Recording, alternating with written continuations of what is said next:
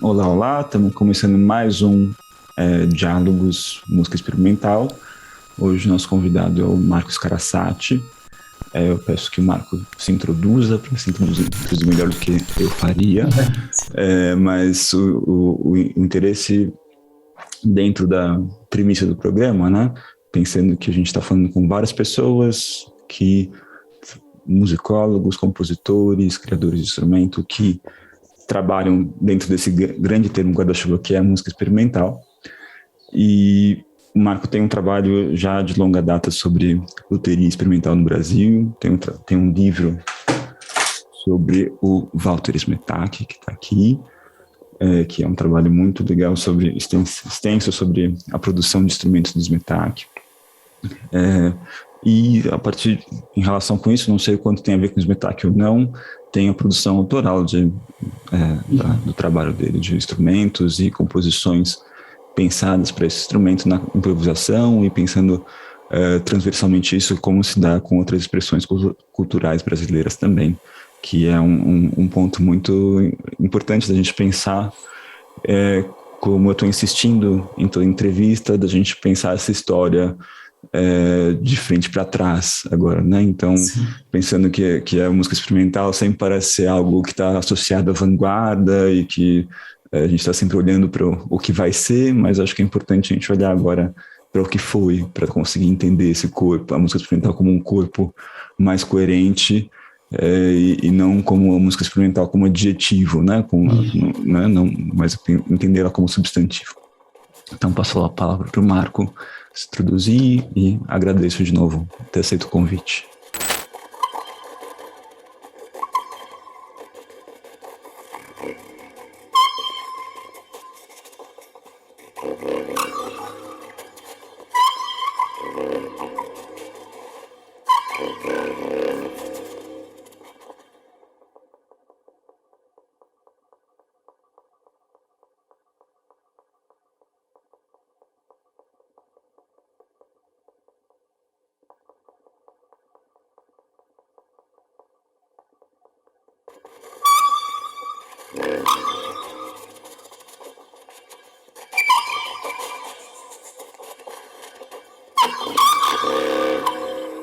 Ô, André, obrigado. Eu que agradeço o convite, a oportunidade de falar, assim, é sempre bom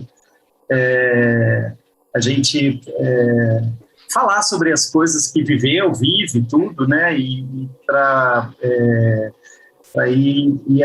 acaba que vai descobrindo coisas, né, cada vez que você fala, tem a memória, ela nos surpreende, vem outros estímulos, geram outras lembranças, né.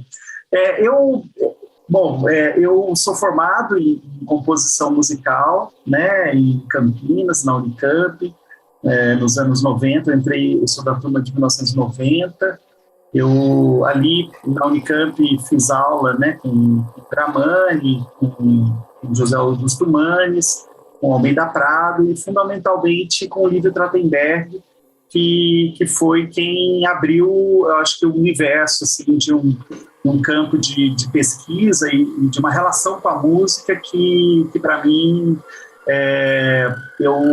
foi surpreendente e eu realmente não... e foi inesperado, né? Quando eu entrei na universidade, eu queria muito fazer trilha sonora, era o que eu achava que fazer composição, eu imaginava o métier do compositor mesmo, né? Aquele compositor do dia a dia, né? De fazer trilha para filme, eu gosto muito de cinema, mas eu não me adaptava muito à estrutura da universidade, o pensamento muito europeu e norte-centrado, né? Eu venho de uma família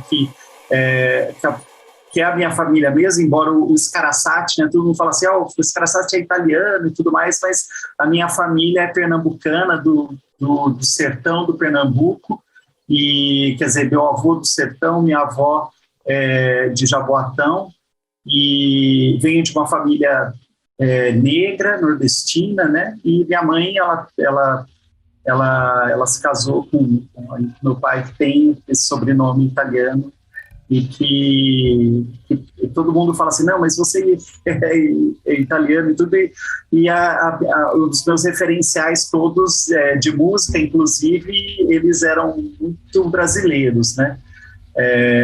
Tanto que eu comecei a estudar saxofone porque eu fiquei encantado, era encantado de ver quando em roda de choro tinha saxofone, né? Porque normalmente era a flauta e o clarinete, mas quando apareceu o saxofone, aí aquilo eu queria aprender a tocar, e fui tocar e tudo mais.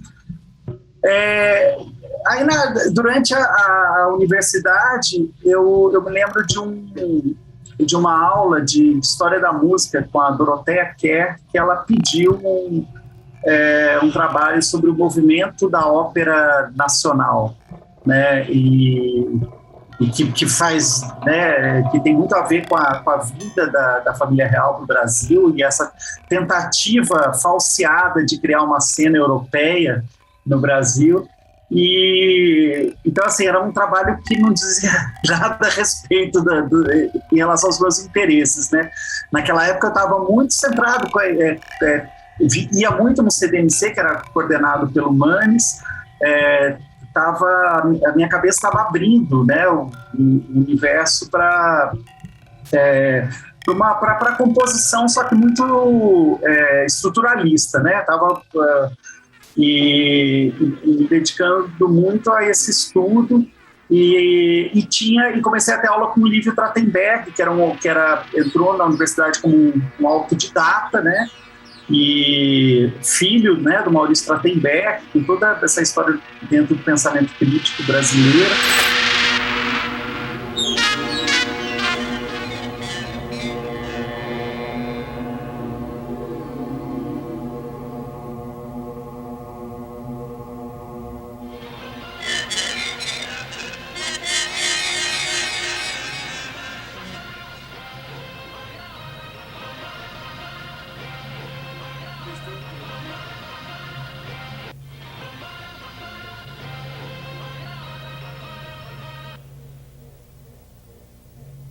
Estou um cretino.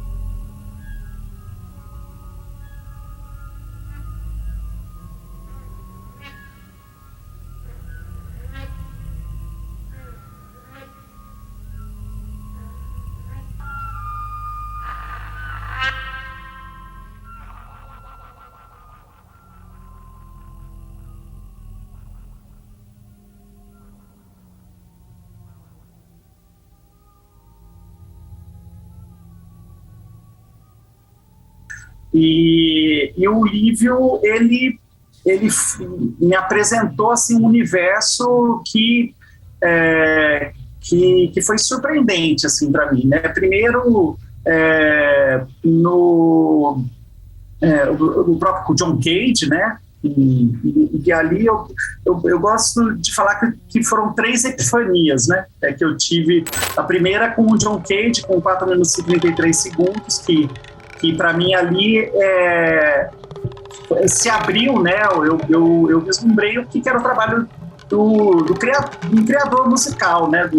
Do compositor, que poderia interrogar a própria música no trabalho que ele estava fazendo, né? Na criação dele. Eu acho que isso para mim foi a coisa que mais me atraiu.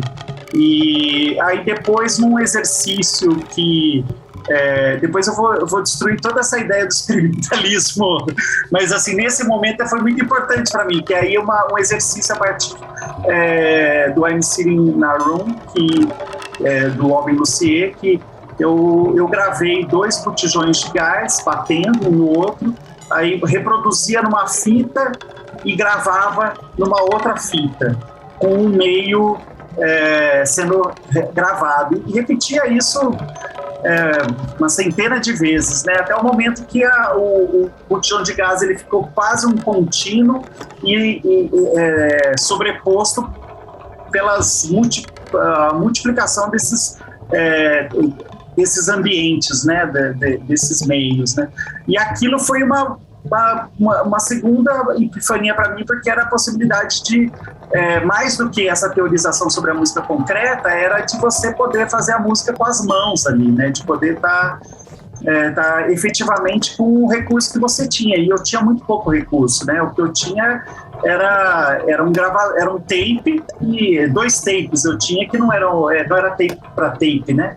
Era aquilo que eu tinha, e eu lembro que eu gravei muita coisa com isso, né? Eu ficava alucinado de ficar gravando, experimentando com a fita. Não tinha dinheiro para comprar aquele Tascam, que era o 4x4, né? Mas ficava fazendo esse trabalho com cassete, e isso me interessava demais. E aí depois essa terceira epifania, que ela foi realmente fundante, assim, do que eu imaginei fazer, imaginei estar no mundo fazendo isso, né? Que foi quando, aí fazendo esse trabalho do movimento da Ópera Nacional, me perdi na biblioteca procurando os livros e encontrei um livro do Lívio.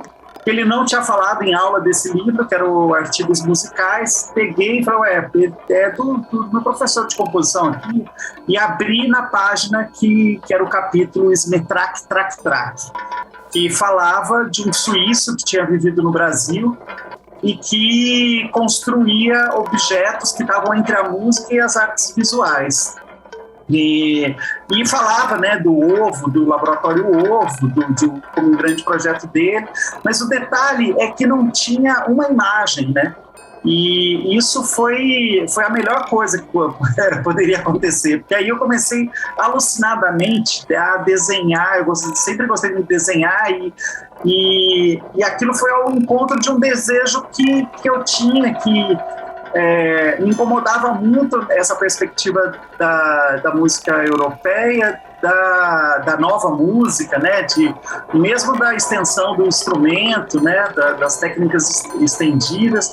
E aí quando eu li, né, de um cara que estava inventando novos instrumentos, ou então, né, aquela coisa que era irreal para quem vem de uma família de classe média baixa, que era de comprar equipamento, né? Aquilo não se falava, né? Então a ideia da música eletrônica ou mesmo da música eletroacústica, aquilo era impensável, né?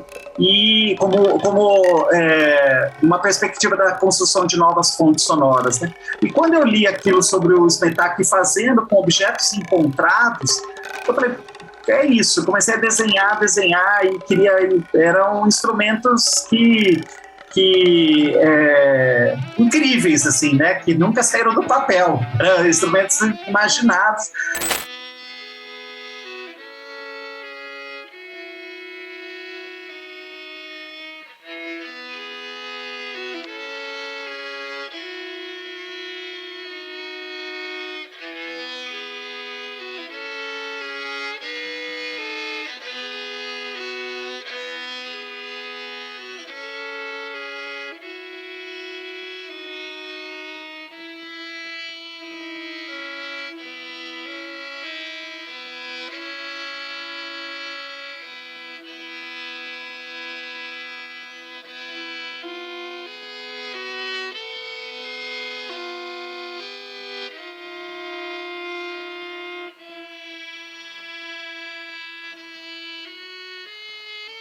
E quando eu conheci de fato os instrumentos do Smetrak, porque na época não tinha nenhuma publicação tinha uma publicação, um livro da Ródia, de de pouca circulação, que falava dos instrumentos brasileiros e tinha um capítulo sobre o espetáculo.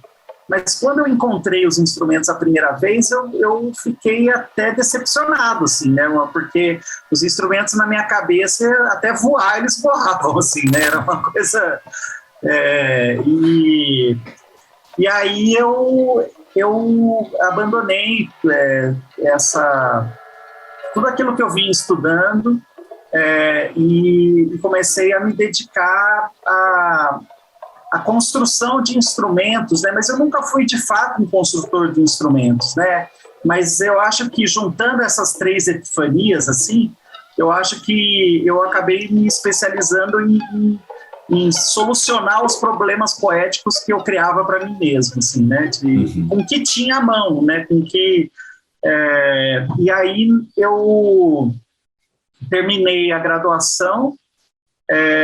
Quando eu terminei a graduação, eu acabei indo para a educação musical, né? E ao mesmo tempo, em 1998, 97, 98, o Eduardo Nespoli e o Marcelo Bonfim, a gente criou um grupo de intervenção em espaço público, que a gente atacava os espaços públicos, né, para fazer um trabalho de um terrorismo poético, e atacava esses espaços, transformava os objetos em instrumentos e depois levava o público a uma catarse musical, a tocar os prédios, tocar as esculturas. E esse grupo foi o Strax de Arampálaga. A gente fez algumas ações muito ricas, assim, né? Eu me lembro, inclusive, já um tempo depois, no Incum, que já não era nem a formação original mais do Strax de Arampálaga, acho que foi o primeiro Incum, o Valério chamou e falou para repetir uma performance que eu acho que ele tinha visto, né, e na escultura no ciclo básico da Unicamp, e aí eu e o Eduardo fizemos, e o Marcelo já não estava mais, e aquilo gerou uma catarse tamanha que acabou. Normalmente a gente saía de cena no final e deixava o público tocando, depois a gente voltava para desmontar as coisas. Mas naquele dia o público subiu na escultura do Marco do Vale, que ela era feita com aquele aço naval, tipo um eixo, o eixo paralelo ao eixo rotacional da Terra, uma coisa enorme. Mas quando a gente viu, tinha assim, umas 20 pessoas em cima daquilo, tocando alucinadamente, e não parava de jeito nenhum, né? Então a gente teve algumas experiências incríveis em relação a isso, também na FEFELESH, na USP, de uma ação que a gente fez lá, no meio das aulas, ia ter o lançamento de uma revista anarquista, e aí chamaram a gente fez essa ação, rolando os tambores de aço naquelas rampas, todo mundo saindo para ver o que estava acontecendo. Aí a gente aglutinava as pessoas, ia para um espaço quase de intimidade, tocava e aos poucos ia distribuindo as baquetas, o que fosse, e terminou também todo mundo tocando o prédio da FEFELESH, né? E outras experiências, né? E sempre numa medida que era a medida que a gente podia, né? A gente fazia visitas em Ferro Velho, eu era maior acumulador, né? Pegava e ficava buscando objetos e fazendo, esticando mola, e a gente não pensava muito ainda em captação, né? Eu tinha fui bolsista lá em Campos do Jordão, numa turma do Flô Menezes, do Silvio Ferraz, então, mas depois, isso em 94, mas naquela época todo mundo foi para o estúdio do Panorama, e eu não fui, e também não tinha grana para comprar equipamento, assim, né? Então um tempo depois eu vendi o saxofone, comprei um 386, comecei a fazer muita coisa de gravação de instrumentos, processamento do som, trabalhando muito com MIDI também, com aqueles geradores, né, de som e manipulação em MIDI. Mas ali no Strax Jarampálaga era uma coisa muito mais de pensar como os vestígios da sociedade contemporânea, como esse resíduo a gente poderia transformar e realimentar, né, uma ideia de que era necessário romper com a produção do novo e ficar movimentando as peças de lugar, né? Uhum. Acho que a gente não pode pensar só a tecnologia dessa forma, né? Da alta tecnologia, da tecnologia das máquinas e tudo mais, né? Eu acho que tem uma tecnologia de guerra, assim, brasileira, genuinamente brasileira, que é a própria gambiarra, é a maneira que você vai se apropriando das coisas e vai modificando elas e fazendo uso, né, dentro desse conjunto finito que você tem à sua volta, né? O próprio pensamento bricolé, né, que o Lévi-Strauss vai apontar no pensamento selvagem, né, e que eu até uso essa imagem para falar um pouco do Smetak, porque o Smetak era um que pegava o que estava à sua volta para construir um novo objeto, e muitas vezes ele entrava num outro empreendimento, ele desfazia aquele, dava um outro nome, né, e refazia a partir desse conjunto finito de objetos. Eu acho que isso é uma tecnologia, né? E essa tecnologia ela acompanha esse sonho, né? Esse sonho ou ilusão democrática, né? De fortalecimento de um pensamento que ele é contra-hegemônico, né? É uma valorização aí das identidades, né? Dos gêneros, né? E à medida que você fortalece isso, esses trabalhos eles começam a aparecer cada vez mais, né? Como podendo entrar pela porta da frente, mostrando um instrumento absolutamente precário do lado de um instrumento altamente tecnológico, né? E um construto altamente tecnológico, né? Chama atenção, né? Que a gente coloca o vídeo depois, mas você está no meio, tem vários instrumentos. E aí eles têm essa característica de serem fontes de som muito diferentes, materiais muito diferentes, né? Então tem ferro, acho que tem algumas coisas de barro, tem e coisas que são para percutir, coisas que são para soprar, tem vários elementos diferentes ali, e me chama a atenção que vários deles soam muito pouco.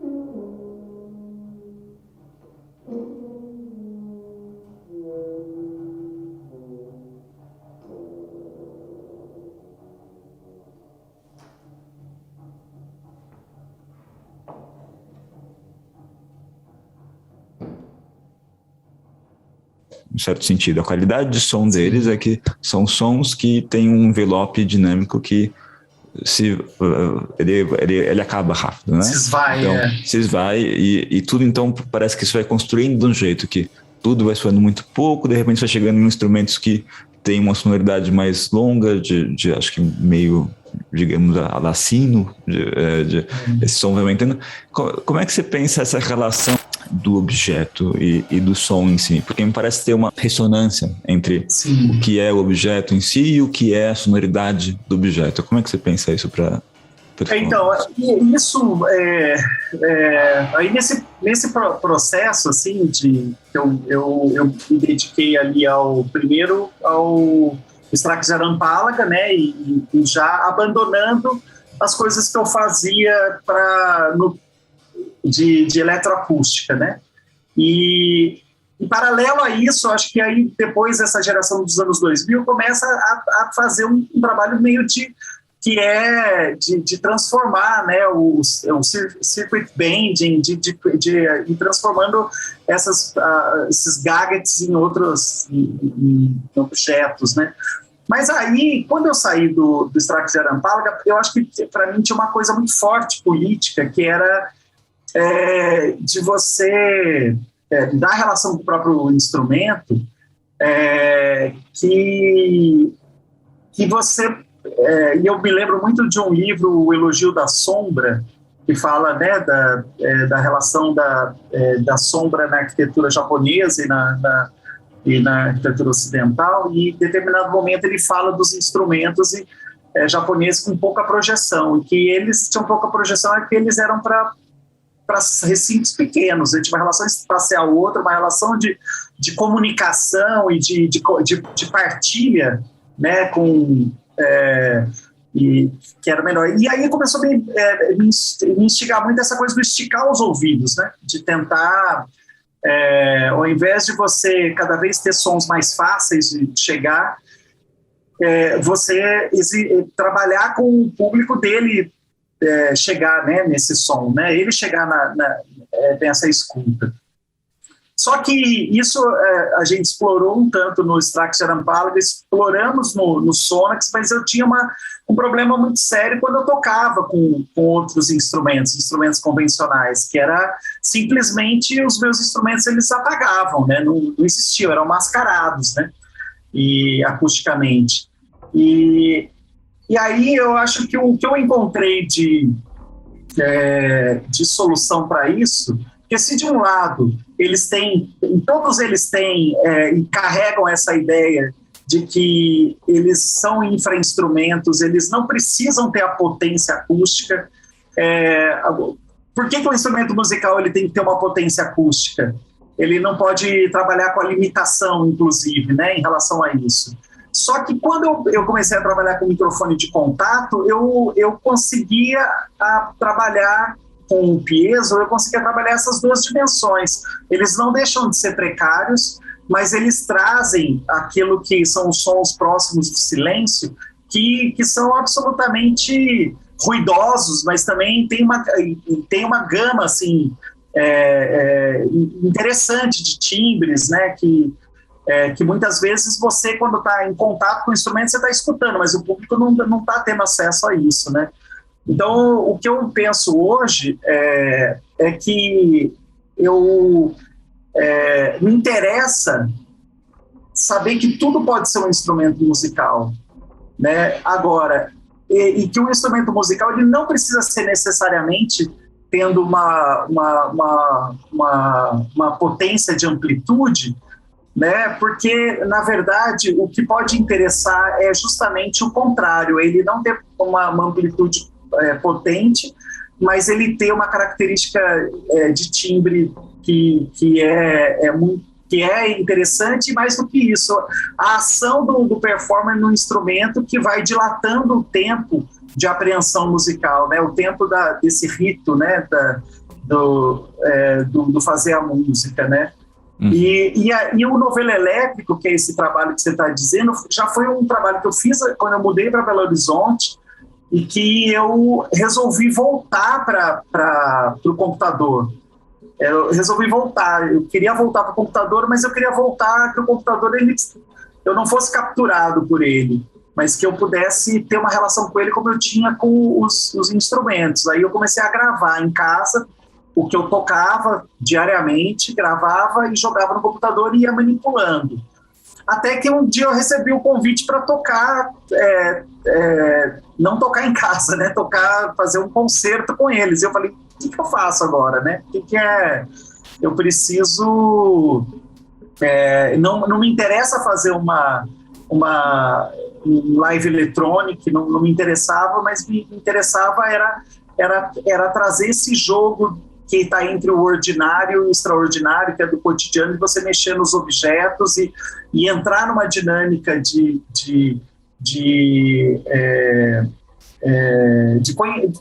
reconhecimento desses objetos, né, que você brincar com eles como um novelo, né, que nem um gato brinca com o novelo, brincar com eles e tecendo ali um novo espaço, né? A ideia de um novo espaço e não propriamente de uma música.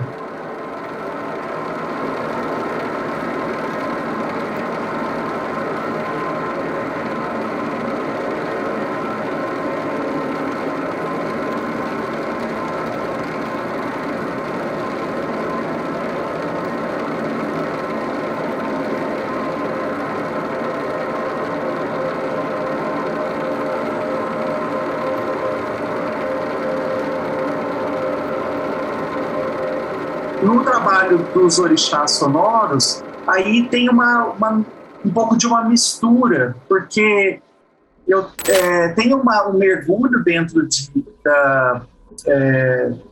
da conceituação e da tradição, né, desses orixás, e uma abstração de que, com essas características, né, dessas forças da natureza, que som que isso teria para sair da coisa do toque, né? Que som teria Ogum, que som teria Exu aqui, que som teria Yansan, Xangô, e aí é uma abstração, né? É um som que muitas vezes eu estou imaginando uma coisa e ele vem outra. O Ogum, quando eu fiz lá para uma instalação em Dresden, na Alemanha, eu pensei no Ogum com a ideia de uma instabilidade, né, porque ele tem uma força de temperamento muito intensa, né,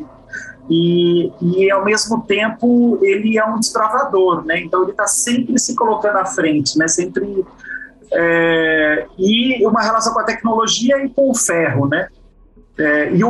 A tecnologia como ferro, né? Porque a agricultura foi foi e é uma grande tecnologia. E ele, então eu construí um instrumento todo de ferro montado em cima de molas para que o tempo todo ele ficasse rangendo, né? Os ferros, né? E diferente da Yansan, que foi um exaustor eóleo que o vento tocava ela. E provocava as sonoridades a partir dessa força vital dela, que são os ventos, as tempestades e tudo mais. Então, cada um eu fui... É uma imaginação, né? Que seria uma imaginação ligada a um pouco à ancestralidade, né? Do que seria esse som. E aí eu vou reunindo objetos que podem dar esse som. Reunindo os objetos, é difícil separar o que é forma, o que é som, né? Eu acho que caminha junto, no meu caso. Nesse caso, a forma que vai ter o orixá com o som que ele vai produzir.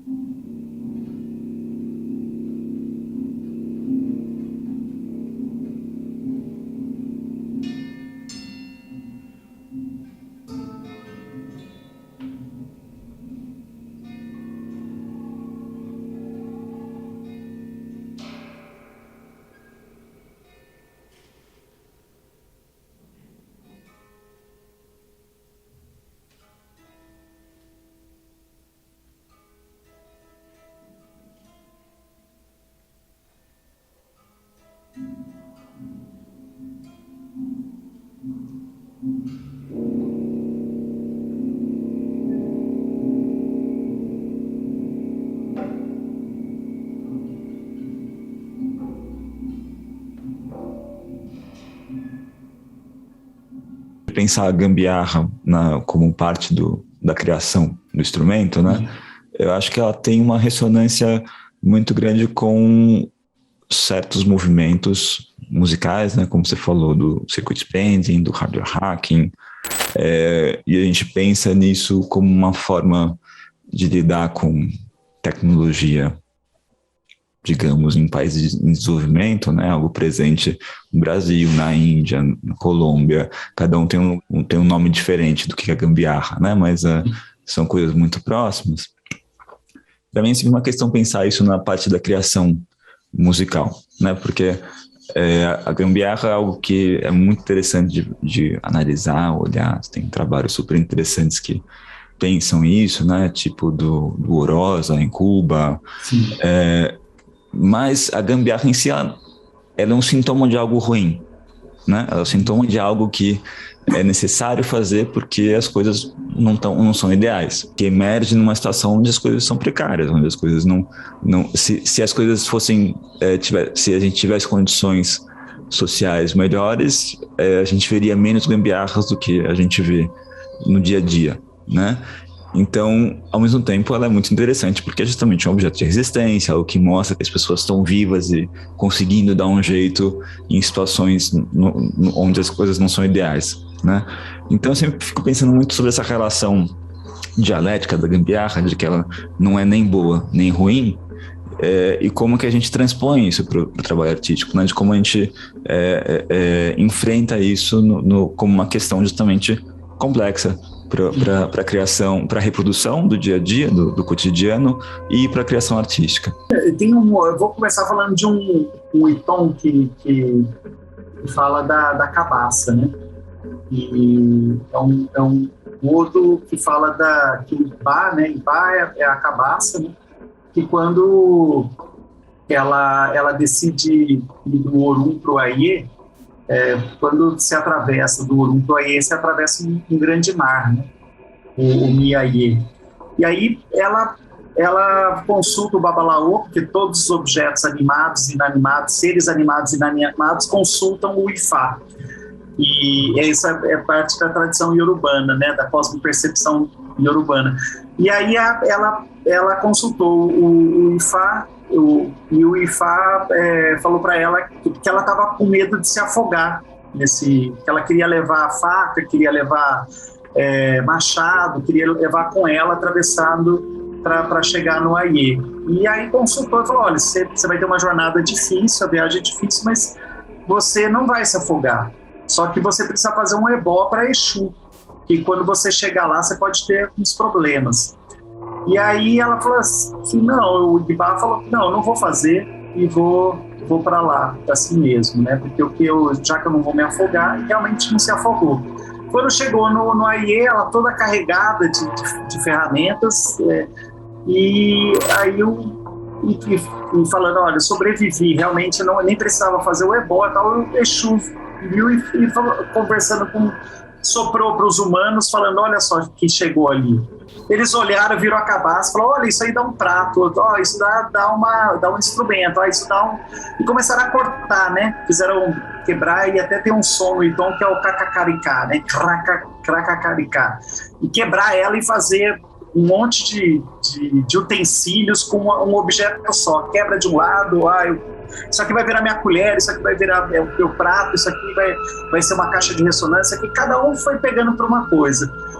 E se a gente pensar na estrutura do pensamento de alguns povos aqui do Brasil, a estrutura de pensamento deles é o tempo todo você trabalhar não com o precário, mas com o provisório, né? E com a ideia de que a maior tecnologia é as coisas poderem voltar para a Terra para que você não acumule nada, né? E é por isso que, diferente de outras civilizações, aqui você não vai ter edificações, né? Você vai ter tudo palha, bambu, que depois a terra absorve e você constrói novamente. E eu gosto de pensar nessa perspectiva, em relação a isso da gambiarra, né? Que mais do que um gesto de resistência, que é a resistência a dois mundos, é uma resistência a um mundo, né? Que é aquele que você não tem acesso, então você vai tentar. Mais do que isso, eu acho que tem também uma resistência a resistência de uma forma de pensamento, que ela é o tempo todo você constituir o novo a partir do que você tem, e não fabricar, projetar coisas que vão se constituir como um objeto único. Mas é você o tempo todo, isso daí é uma estruturação de pensamento, né? E tanto que eu, de uns tempos para cá, tenho colocado num desafio, o próprio Ogum que eu fiz, eu desmontei vários dos instrumentos que eu tinha para montar ele. Então eu deixei de ter obras, né, para construir uma que também, em determinado momento, ele pode deixar de existir para ser outra coisa, né? Eu acho que isso, para mim, é um procedimento experimental, né? Que isso, para mim, não é simplesmente um ato de resistência por causa da precariedade que você, no terceiro mundo, nessa ideia que você não pode ter acesso, mas é uma maneira de você ver o mundo também, né? E é um padrão é uma estruturação de um pensamento, né? É uma percepção de mundo, né? E em que as coisas elas podem mudar de lugar, elas podem e devem mudar de lugar e podem ser feitas e refeitas, né? A partir de um mesmo objeto, né? Legal. Acho que é importante a gente pensar sobre isso, né? Porque muitas vezes eu vejo essa conversa e acaba caindo numa positivação da gambiarra, né? E acho que a gente não pode fazer isso também, né? Porque ela deixa de ser objeto de resistência se a gente positiva, né? Eu acho que são duas coisas, assim. De um lado, eu acho que tem essa condição, né, dessa estratificação do mundo, do eixo norte centrado e a periferia do mundo, em que as proposições tecnológicas delas a gente não tem poder de consumo para isso, então a gente vai adaptar. Agora, isso acontece também porque a gente não fortalece como uma estruturação de pensamento que ela é própria dos povos do eixo sul, que é de construir coisas com que você tem à volta, né? Eu entendo que a ideia da gambiarra, ela carrega uma ideia do precário no sentido de que é aquilo que você não tem acesso.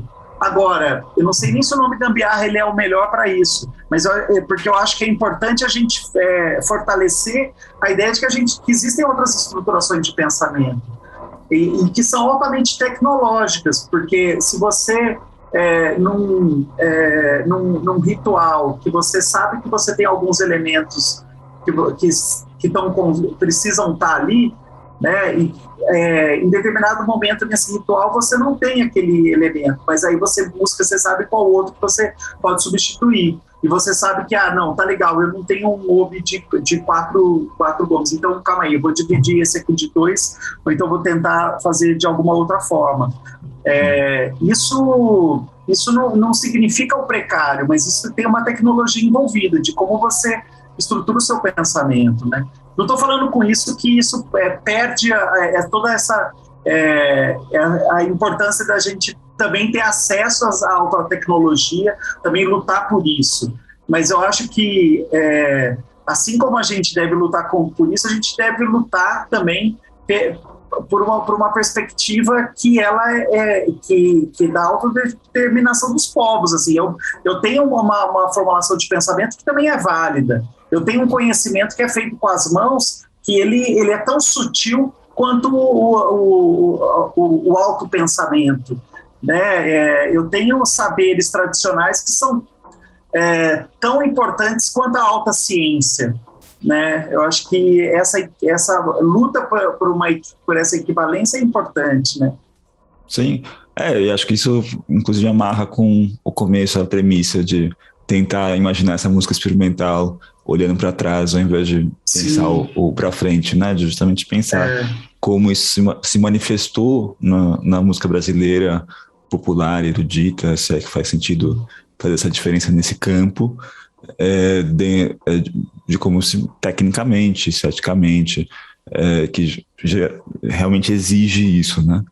Total. Não, e até aquilo que eu acho que é interessante, né, que eu acho que a gente não abordou isso, mas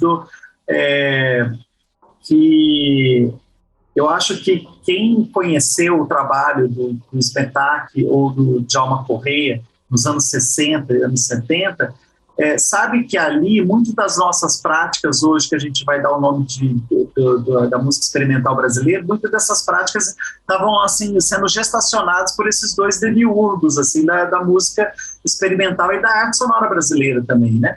E nos porões da Universidade Federal da Bahia, assim, né? E que também diz muito, né? Por que eles estavam no porão, né? Por que eles não estavam no primeiro andar, né? Mas, de qualquer forma, eu acho que para a gente fazer, e eu acho legal isso que você está fazendo do reverso, né, da gente voltar, porque muitas dessas práticas que também são práticas afrodiaspóricas, indígenas, elas formam o que é esse experimental brasileiro, essa música experimental brasileira, e que não é tributária ao John Cage, ao Alvin Lucier, né, não são outros caminhos, né?